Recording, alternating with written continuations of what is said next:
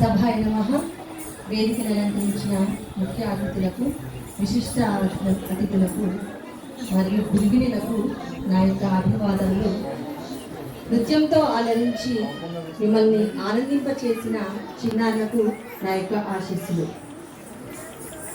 ఈ సభ పేరే నృత్యోత్సవం.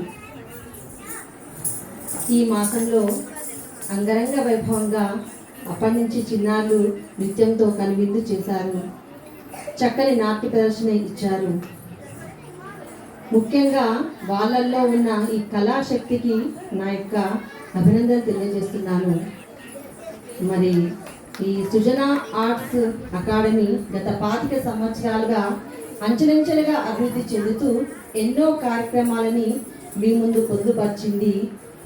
ఎన్నో కార్యక్రమాల్లో విశిష్ట సేవలు అందించి ఎన్నో అవార్డ్స్ను మరి అందించింది. అందుకు మరి సభాముఖంగా ఈ సృజన ఆర్ట్స్ అకాడమీ అధినేత రాజేశం గారికి నా హృదయపూర్వక అభినందన తెలియజేస్తున్నాను. ఓకే, ముఖ్యంగా నృత్యోత్సవం అన్న పేరుతో ఎక్సలెన్సీ అవార్డ్స్ 2024 ఈ సంవత్సరంలో ఇవ్వడం, బహుశా ఈ సంవత్సరం అయిపోతుంది. అవునా?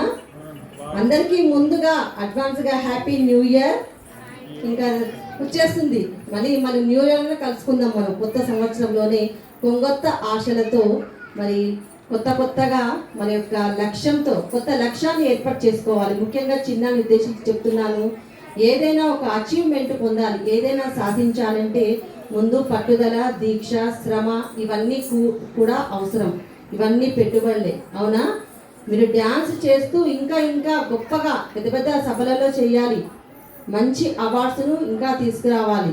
అందుకు మీ తల్లిదండ్రులు కూడా మిమ్మల్ని ప్రోత్సహిస్తున్నందుకు వాళ్ళకు కూడా నా అభినందన తెలియజేస్తున్నాను. ఇది ఒక ఆత్మీయ సమ్మేళనం అని చెప్పవచ్చు. ఎందుకంటే మీకు మాకు మధ్య ఒక అవినాభావాన్ని సంబంధాన్ని ఈ సన్నని గీత ద్వారా కలుపుతుంది. అందుకు చాలా సంతోషంగా ఉంది. మంచి కార్యక్రమము, అందరినీ ప్రోత్సహిస్తున్నారు. ముఖ్యంగా గురువులకు నా యొక్క అభివాదనలు.